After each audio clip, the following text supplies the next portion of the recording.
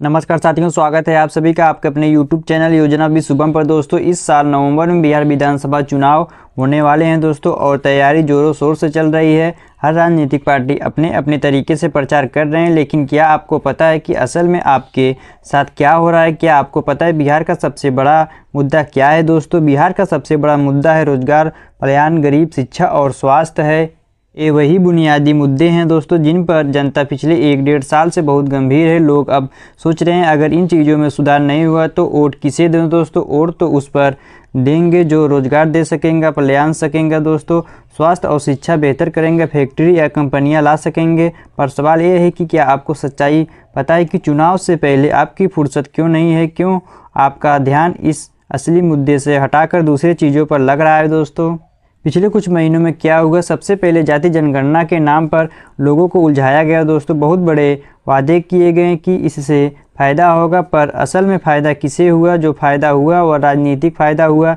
किस जगह किस जाति का कितना, ये सरकार को पता चला, ताकि टिकट बांटने और वोट बैंक की राजनीतिक आसान हो सके दोस्तों। उसके बाद राशन कार्ड और ई-केवाईसी के नाम पर पूरे देश अपडेट या खास तौर पर बिहार पर जोर दिया गया था दोस्तों। जहां लोग काम करने के लिए शहरों में थे, उन्हें अपने घर वापस आकर ई-केवाईसी कराने पर मजबूर किया गया था। हर 2-3 महीने में अपना रिकॉर्ड चेक कराने की नौबत आ रही थी दोस्तों। फिर हुआ ज़मीन सर्वे के चक्कर में लोग 6-7 महीने से उलझे पड़े थे। कोई पेपर सही करवाने दौड़ रहा था, कोई तहसील राजस्व के चक्कर काट रहा था। किसी का विवाद लंबित है, किसी का शेयरिंग नहीं हुआ है, किसी का कब्जा विवादित है। परिवार के अंदर झगड़े बढ़े हैं, भावनात्मक और आर्थिक तनाव बढ़ा है दोस्तों। इन सब की वजह से लोग अपना काम धंधा छोड़कर बार बार गांव घर भाग रहे हैं। फिर SIR मतदाता लिस्ट के अपडेट आया। वोटर लिस्ट में नाम सही करवाने के नाम पर बहुत लोगों के नाम काटे गए दोस्तों। ऐसे लोग जिनका वोट डालने का अनुभव 30, 40, 50 साल का है, उनके नाम हटा दिए गए। कुछ जिंदा लोगों को मृत दिखा दिया गया है दोस्तों।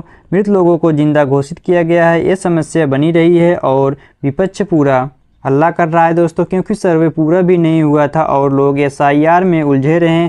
उसके बाद राजस्व महाभियान में चला दिया गया। कहा गया कि आओ अपनी ज़मीन की त्रुटियां ठीक करवाओ। फिर लोग राजस्व कैंपों में लगे। छोटे छोटे दुकानदार, मजदूर, रोजगार करने वाले सब अपने काम धंधे छोड़कर पहले पेपर ठीक करने लगे। परिणाम पूरी व्यवस्था अस्त व्यस्त हुए दोस्तों।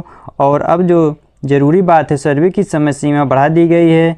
अब जुलाई 2026 तक सर्वे कराया जा सकता है। मतलब समझ रहे हैं, एक तरफ से कहा जा रहा है कि अभी तुम उलझे रहो, बाद में सारा कुछ होगा। इसी बीच कुछ और चीज़ भी आएगी, नियम जो आपको उलझाया जाएगा दोस्तों। परिणाम यह है कि 1-1.5 साल से लोग सोच ही नहीं पा रहे हैं कि असली मुद्दा क्या है। स्वास्थ्य, शिक्षा, रोजगार, क्योंकि उनका सारा ध्यान record paper, portal, SIR, e-KYC पर लगा हुआ है।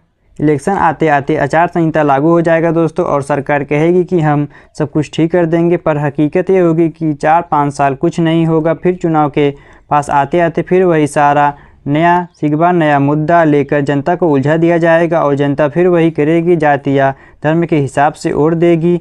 देखिए, मैं किसी सरकार के खिलाफ नहीं बोल रहा हूँ दोस्तों, और ना ही किसी पार्टी का समर्थन कर रहा हूं दोस्तों। मैं सिर्फ आईना दिखा रहा हूं। जो सच है वो सच है। पिछले 35 सालों पहले लगभग 15 साल RJD और फिर 20 साल नीतीश जी, यही दो ताकत रही है दोस्तों, जिनका एक दूसरे से और जनता से गहरा नाता रहा है।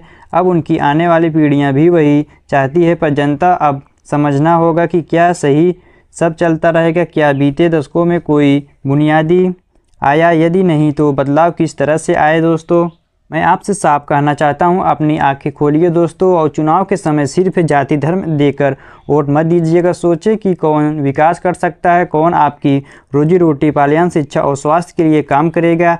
नए लोग को मौका देना चाहिए दोस्तों, क्योंकि वही पुराने दो पक्ष किसी भी हालत में अपना वर्चस्व बनाए रखने की रणनीति अपनाएंगे। नई पीढ़ी को, नए विचारों को, उन लोगों को परखिए जो लंबी कयावत और दिखावे के बजाय असली काम कर सकते हैं। और सबसे ज़रूरी बात है दोस्तों, अपने अधिकारों और दस्तावेजों के प्रति जागरूक रहिए, और अपने पूरे जीवन को इन प्रक्रियाओं को लिप्तता में मत फंसाइए दोस्तों। वोट की ताकत को समझिए और जवाब दीजिए। मांगे जो भी बने, सत्ता या पक्ष विपक्ष, उनसे हर स्तर पर जवाब दीजिए। मांगे कि उन्हें किन किन प्रोजेक्ट से रोजगार पैदा किया, स्वास्थ्य एवं शिक्षा के क्षेत्र में क्या कदम उठाए गए दोस्तों, पलायन रोकने के लिए क्या रणनीति अपनाई गई। दोस्तों, मैं आपका धन्यवाद करता हूं कि आपको इस वीडियो को देखकर अगर आपको बिहार के हैं या बिहार से जुड़े हुए हैं दोस्तों, बात सुनना चाहते हैं तो अपनी विचार नीचे कमेंट जरूर लिखिएगा दोस्तों। आप क्या सोचते हैं, कौन से मुद्दे आपके लिए सबसे अहम है दोस्तों, और आप किस तरह के बदलाव चाहते हैं। अपना वोट समझदारी से दीजिएगा दोस्तों। अपने भविष्य और बच्चों के भविष्य के बारे में सोचिएगा। नए लोग, नई सोच, एक नया बिहार संभव है दोस्तों। अगर हम सोच समझ कर वोट देंगे दोस्तों, आप लोग को ज़िंदगी बदल भी सकता है। मिलते हैं आप सभी से अगली वीडियो में, तब तक के लिए जय हिंद, जय भारत।